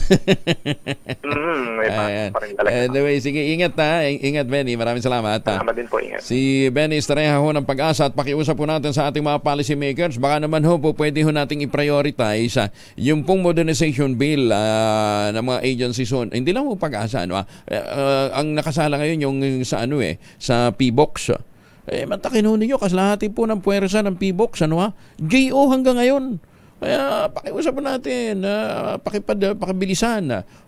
Sana bago matapos itong kasalukuyang Congress, maaprubahan na yan, maging ganap na batas na yung pong modernization bill para po sa PBOX. Maganda umaga, Pilipinas. At naman po ang lakad natin ngayong araw nito. Huwag kalimutan magbaon ng proteksyon para po sa pamilya. Proteksyon laban ho sa mga mikrobyo. Dalawa ang formulation ng family alcohol na pwede natin pagpilian. Yung family 70% isopropyl alcohol. Especially prepared for clinics, hospital, pharmacies, laboratories, pero okay na okay po sa mga households. Very effective yan sa disinfection at sterilization.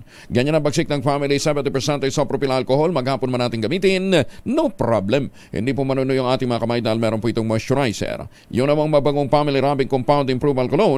Ayun po yung mabangong isopropyl alcohol na gamit ho ng mga masahista, mga barbero, mga doktor, mga nurse, mga kumadrona for sponge bathing and other cleansing purposes. Family rubbing alcohol parang DCRH subok na sa mahabang panahon. Mabibili sa mga butik at convenience stores nationwide. Family rubbing alcohol, hindi lang pampamilya, pang sports pa. Maganda umaga, Pilipinas. Mayor Senny Mendoza ng Talisay, Batangas. Magandang umaga po sa inyo. Ay, kay Ambassador Harry Amping at saka kay Ma'am Naida. Magandang umaga po, ha? At syempre, si Kong Ador Plato, no, ha? Na patuloy pong nagsusulong po ng bamboo propagation sa mga watershed po ng Ipo Dam at ng Angat Dam. Magandang umaga po sa inyo, ha? Justice Max de Leon, kumusta na ho kayo, ha? At saka, doon nga pala sa nanay ni Court Administrator Raul Villanueva, si Mama Sally Villanueva. Mama Sally, kumusta na po kayo, ha? 85 years old ho ito, maaga din hong gumising, tumututok para ho makibalita, ha? PCSO at PAGCOR ay nutusan ng Korte Suprema na ibigay ang pondo para sa Philippine Sports Commission. Detalye ng balita mula kay Boy Gonzalez, RH29. Boy. Kuyang Angel, inutusan ng Supreme Court ang Philippine Charity Sweepstakes Office o PCSO at Philippine Amusement and Gaming Corporation o PAGCOR na ibigay na sa Philippine Sports Commission ang bahagi ng kanilang kita na nakalaan sana para sa suportahan ang mga atleta ng bansa.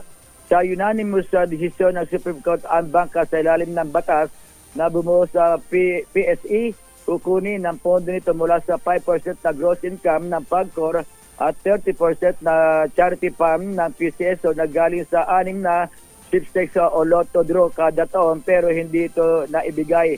Sa tuwiran ng PAGCOR, ibabawas pa sa 5% ng PSE ang mga buwis at porsyento ng national government at ng National Power Corporation. Ayon naman sa PCSO, sa mga sweepstakes na draw, dapat kunin ang pondo para sa PSE at hindi mula sa mga lotto draw. Sa desisyong sinulat ni Senior Assistant Justice Marvin Lunen, inutusan ng Korte ang PAGCOR na ibigay ang 5% na gross income nito simula 1993 at ang PCSO naman na 30% charity fund mula sa mga lotto draw nito simula 2006. Ayon sa desisyon, walang sinasabi sa ilalim ng batas na may ibabawas sa pondo para sa PSC. Malinaw din niya na sakop ang mga lotto draw sa pagkukunan ng mga pondo dahil sa may tuturing itong lottery. Ito si Boy Gonzalez para sa DCRS, una sa Pilipinas, una sa Pilipinas. Maraming salamat, Boy. Pinapapaspasan din ni Senator Amy Marcos ang pagpasa ng panukala niyang Comprehensive Anti-Discrimination Law.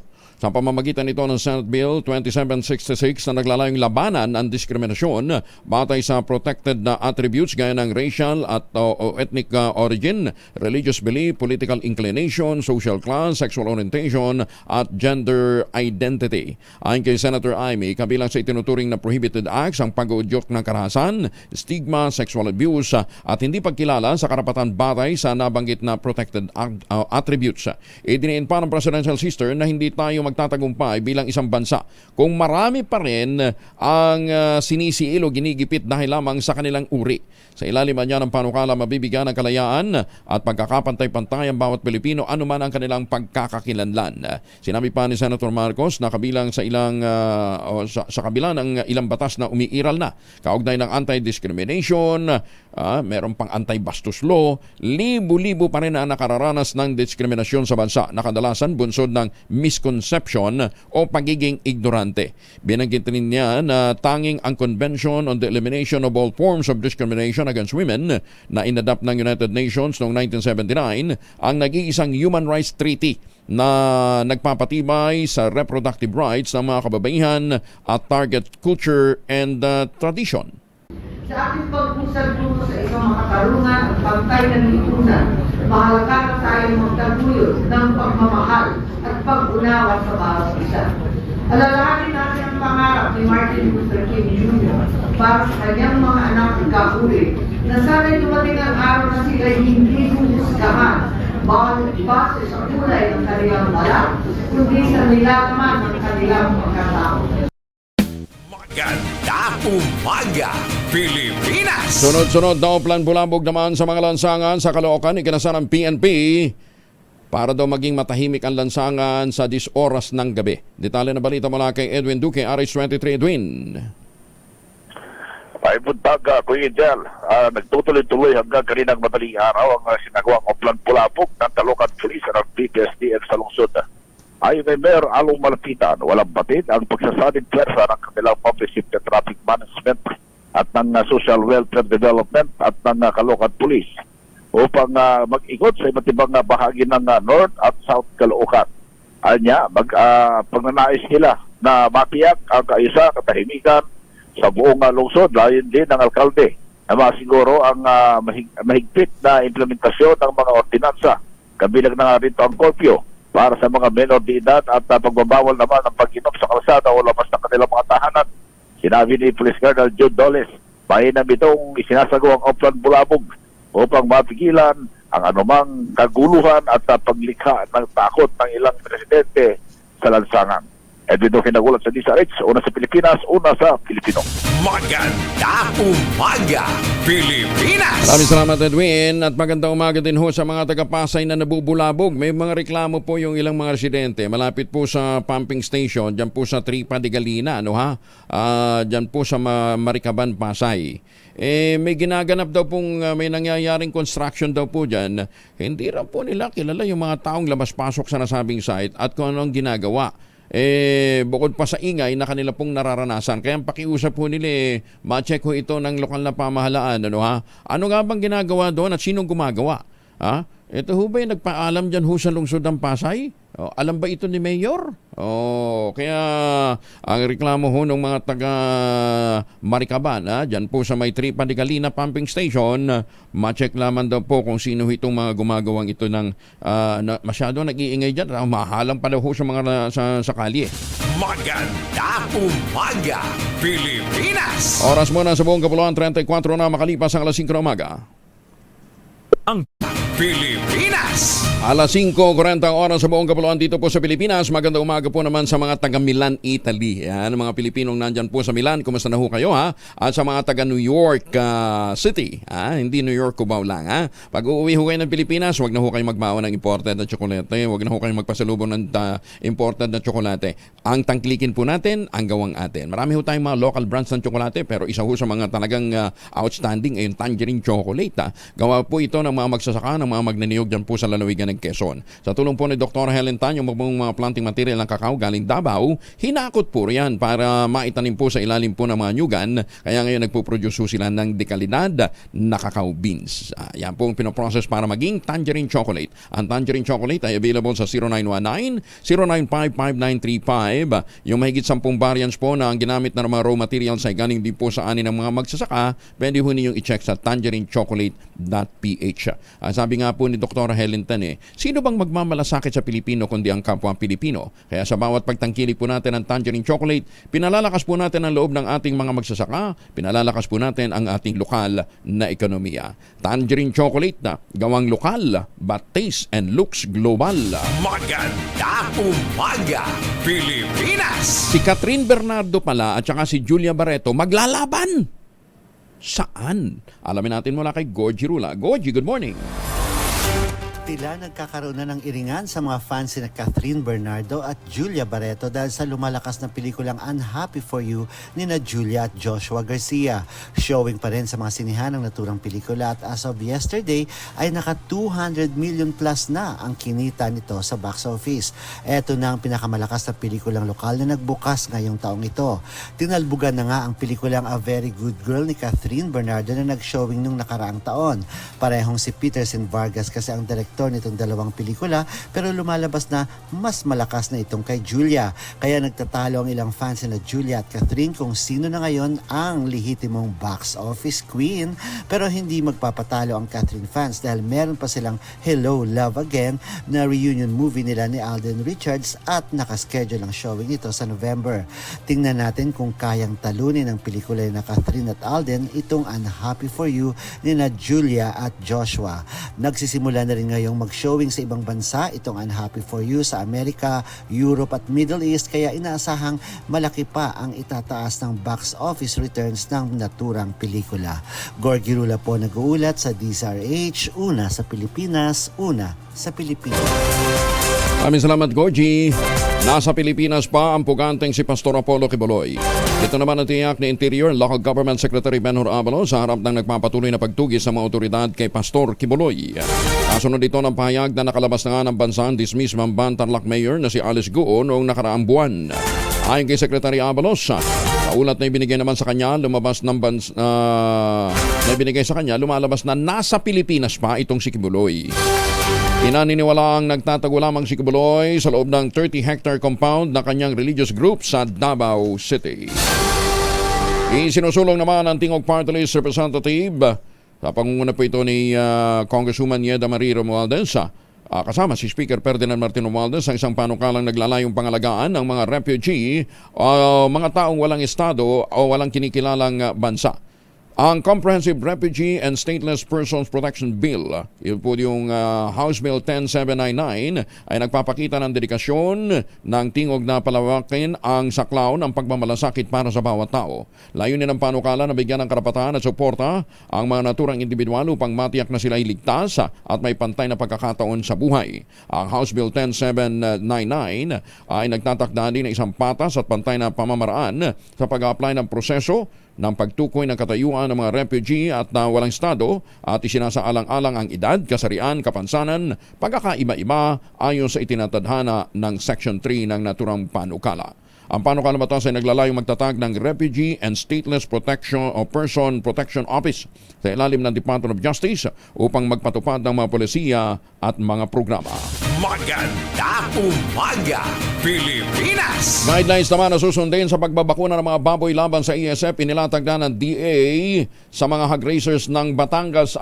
Magandang umaga po sa ating mga kababayan diyan sa Batangas, ha? Lalong-lalo na sa mga nakatutok sa atin diyan sa ano gambayan, areta kanina. Ayun, Kalatagan.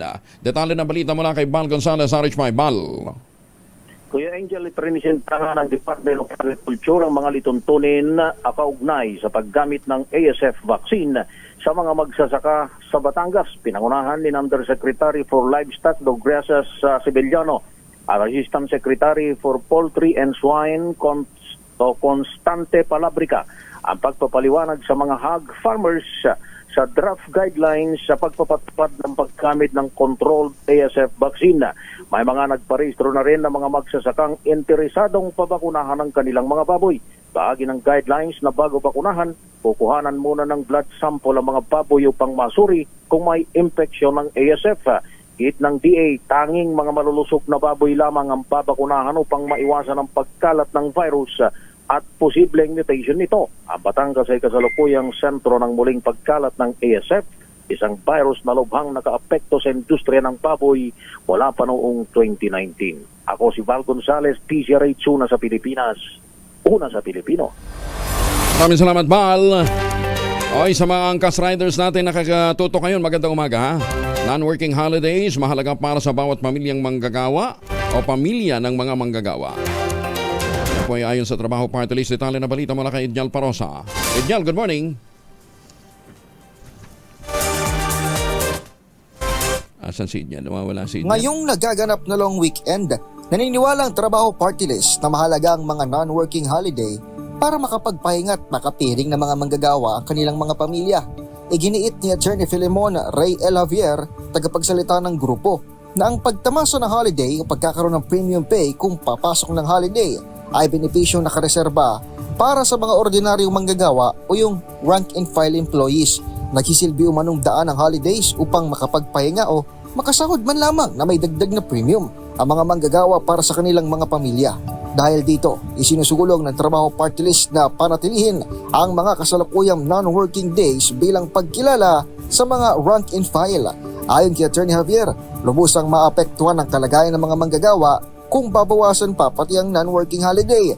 Idiniin niya na ang mga nabanggit na araw, alinsunod sa doktrina ng holiday economics, ay nag-aambag sa pagpapalakas ng lokal na turismo sa pamamagitan ng pagkikayat sa mga manggagawa na magbakasyon sa iba't ibang destinasyon sa bansa. Dagdag pa ni Atty. Javier, ang mga holiday ay maaari ring magsilbing pagkakataon para sa mga kumpanya na magsagawa ng inventaryo, general cleaning o maintenance ng kanilang mga pasilidad at makina, bukod pa sa pagbibigay ng pahinga sa kanilang mga empleyado. Ito si Edniel Parrosa, nag-uulat para sa DZRH.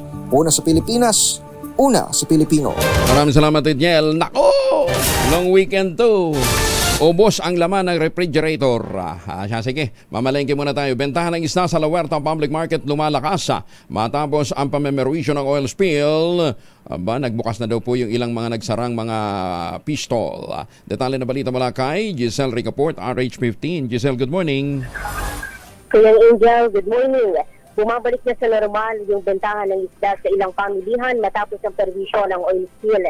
Dito sa La Huerta Public Market, lumalakas na ulit yung demand matapos din alisin yung fishing ban sa Cavite. Ayon sa mga nakapanayan nating vendor, tumaas na yung presyo ng tilapia sa 125 pesos ang kada kilo mula sa 115 hanggang 125 pesos noon.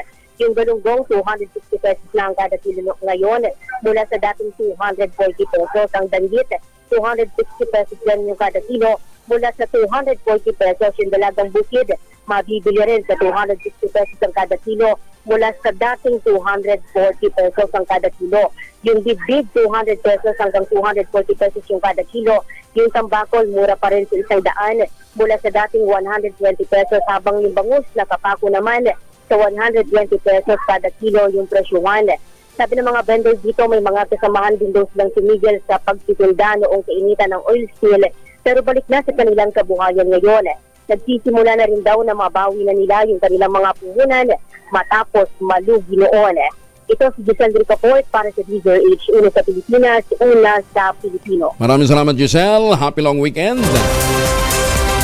At para ho naman dyan sa mga taga-Binangonan, Rizal, kung gusto ho ninyong, tsaka iba pang mga naghahanap ng magandang bahay, ano? Gusto ba natin na pagbungad natin sa umaga, no? Paglabas ho ninyo ng balkon o kaya ng pinto ng bahay nyo, sasalubong ho sa inyo nature. St. Monique Ballet, the most prestigious project ngayon sa Binangonan, Rizal. Meron po itong meron pong bagong model na townhouse sila na Bianca. 2-story ito na with balcony na meron 2 hanggang 3 bedrooms. Pwede ma-avail ho ninyo through Pag-ibig Financing ng hindi lalagpo o nasa 19,000 plus lamang po ang monthly amortization. 30 years to pay.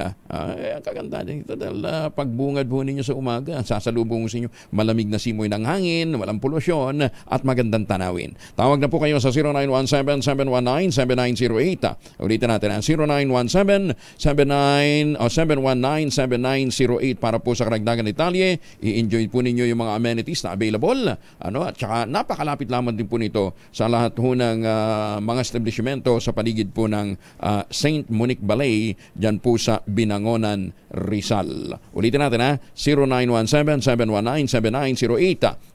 Pwede ho kayo mag-tripping ngayong long weekend. Maganda umaga, Pilipinas! Alas 5:51. Si Kuya Angelo Palmones. Magandang umaga, Pilipinas! Ay, magandang umaga po sa mga taga San Jose, Batangas. Iginit naman ni CESA Administrator at CEO Katrina Ponce Enrile na dapat sariling pera ang gamitin ni Vice President Sara Duterte sa kanyang publication at distribution ng isinulat na aklat na Isang Kaibigan.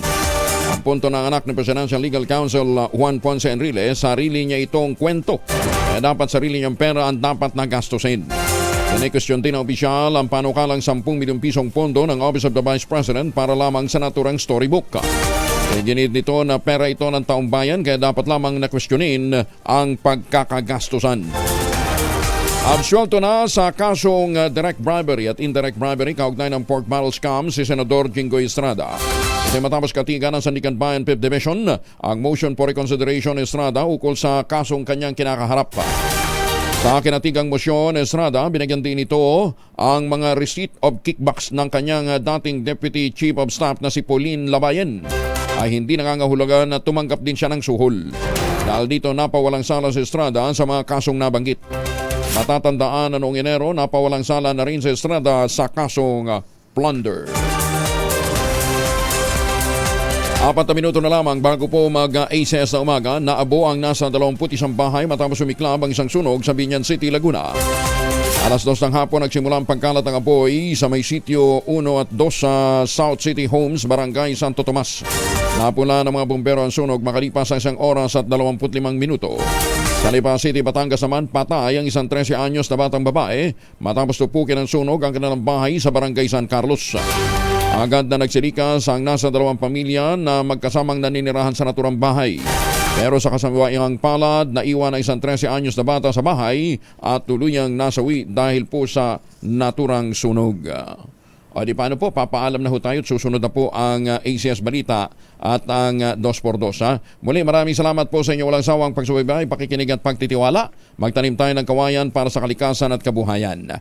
Ang ating quote of the day ngayong araw na ito ay hango po sa aral na iniwan sa atin ni teka muna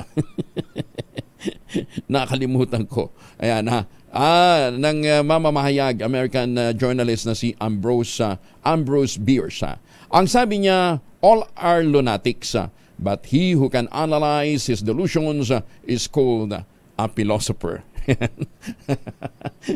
Kaya daw yung mga iniiwang aral ho sa atin ng mga philosopher, mga delusions lang yan. Na-analyze lang nila, no ha? Kaya pala sangkaterba din ho ang philosopher dito sa Pilipinas. Hindi naman philosopher yung iba dyan eh. Mga pilosopo lang. Bagong balita, bagong impormasyon. Kasama si Kuya Angelo Palmones. Magandang umaga, Pilipinas! Happy long weekend sa inyong lahat. At sa linggo, magkarinigan po tayo sa Radyo Henyo alas 4 dito po sa DZRH at sa radyo natin nationwide. -2 bago po mag 2x2 at ACS Balita. RH!